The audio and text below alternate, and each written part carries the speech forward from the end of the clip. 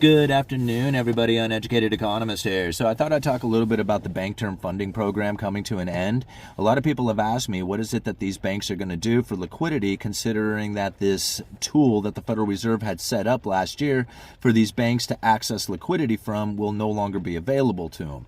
And that the idea behind it is that these banks were going to end up folding or having to be sold off to the other banks because they wouldn't have access to the Bank Term Funding Program. So if you're not familiar with what's going on with this particular program, is that last year when the yield started to rise, the bond prices fall. Now, this is a very critical situation for a lot of banks out there who are running very close, tight balance sheets. Now, ultimately, you have assets and you have liabilities, and hopefully these balance each other out, the amount of assets you have out there according to the liabilities. Now, if you can imagine, a bank is exactly opposite of like us as individuals. When we think about assets, we think about the money, right? When we think about the liability, we think about the loan that we have out there that we have to pay. The bank is exactly opposite of that. Their asset is that loan. Their liability is all the money that they have put out there, right? So they have their asset is that loan that you promised to pay. Our liability is that loan, right? Completely opposite of them. So now when the bank has their assets and their liabilities, right? This balance sheet, and the asset begins to fall, now their liabilities are more than their assets. That's a bad credit rating. Just like you, if you have more loan payments than you have income, kind of the same thing is happening there. You can no longer operate. So now Silicon Valley Bank ultimately had to start selling assets off in order to make up for the liabilities that they have out there. When people are pulling their deposits out, that increases the amount of liabilities that the bank has out. Right? When you deposit money, that's the liabilities coming back to the particular bank.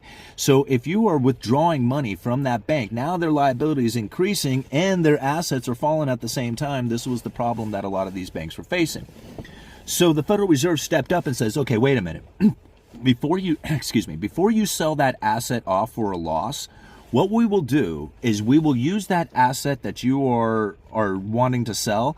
We're going to loan you money at the face value, at the full value of that particular bond, not the price that you could sell it for today, but the full value of it, meaning that if you held on to it for maturity, you would get your principal payment and interest payments back on it. However, if you needed to sell that particular bond right now, you would have to take a loss for it. So what the Federal Reserve said is, don't sell those particular assets. Hold on to them. We will lend you money at full value using those particular assets as collateral. Now, in the meantime, readjust the rest of your balance sheet in order to deal with the shocks that could come in a particular, downturn of economic conditions. So that basically, if they ever came into a spot in which that their deposits were being pulled out again and they had to start selling assets in order to come up with the money to pay off those liabilities, right, to cover the liabilities that they have, they wouldn't have to necessarily sell those assets off. They could borrow money against them. Now, this program ran for an entire year, right? And they pretty much made it available to all the banks out there who needed to access liquidity, access this funding, but didn't have to necessarily sell their assets off at a loss in order to acquire that cash they needed. So this is really important to understand, because once this Bank Term Funding Program came to an end, the people questioned, where does the money come from? Where are they going to get where are the banks going to access liquidity, the funding, if they don't have this particular Bank Term Funding Program willing to lend them the money that they need on the assets that they have on their balance sheet, but not at the value that they could sell for today, but the entire maturity value of those particular assets? How are they going to access this funding, right? This was the big question from it. Now, the Federal Reserve does have a particular facility that is set up, and it has been there the entire time, that these banks can use to access liquidity. It's called the discount window. Here's the problem with the discount window, is that there is a huge stigma against this particular facility. Like, if all the rest of the banks are looking at a particular bank who is using the discount window, they're like, dude, you're in trouble, man. That's how come you're using that discount window. It's a huge stigma saying that, man, if you need to access the discount window, you must be having liquidity issues. And that's a very dangerous position for the rest of these banks to be in if they are planning on doing business with them. So when a bank goes to the discount window, the rest of them are like, whoa, bro, yeah, we don't want to do business with you, right? Not if you're going to the discount window.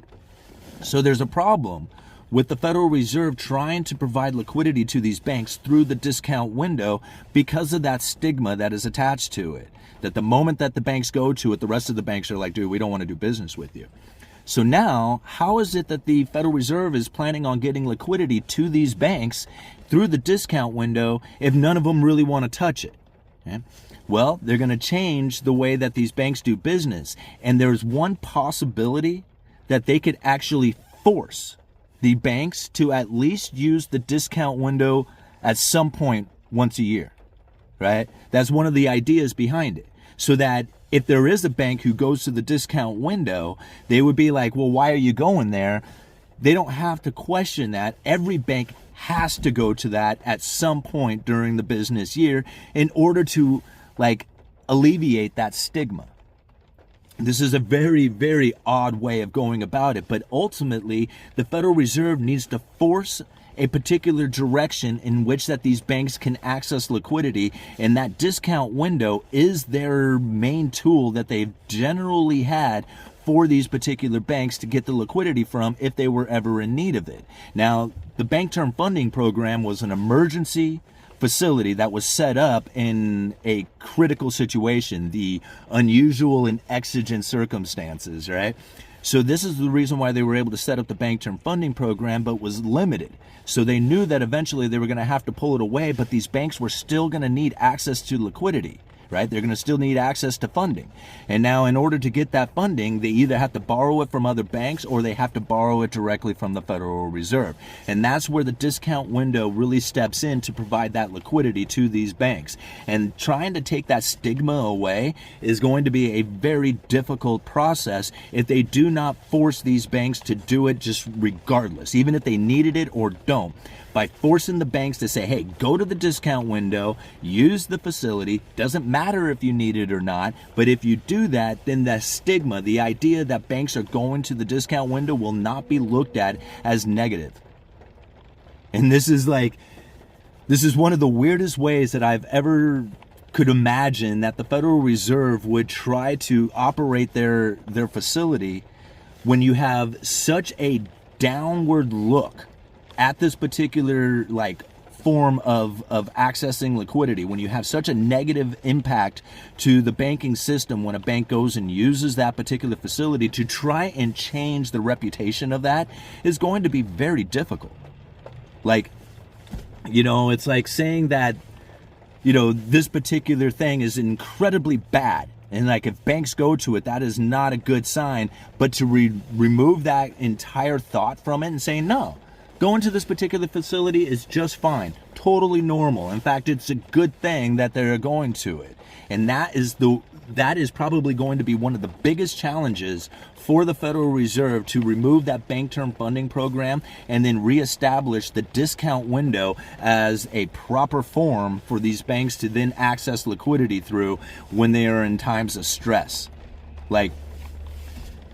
How are they going to be able to pull that one off? I mean, I guess the idea behind it is don't knock it till you try it. That's what probably the theme behind it is that, just because you're going to this discount window doesn't mean you're having issues. No, not like we used to look at it back in the day. If you went to the discount window, then you had issues. Now it's everybody has to go to the discount window. And in fact, if we make it a part of the regulatory system in which that you have to access the discount window at least once a year, then the rest of the banks wouldn't look at the ones who were in suffering need of liquidity going to the discount window as being a bad thing.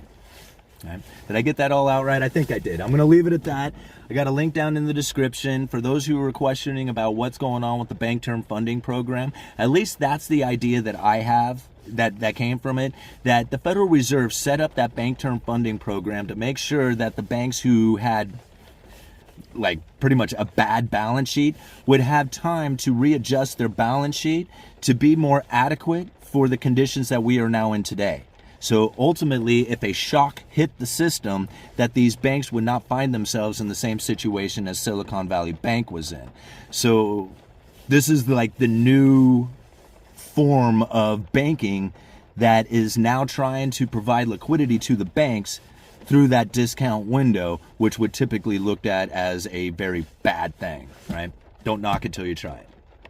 All right, I think I got it there. Uneducated Economist, you guys let me know.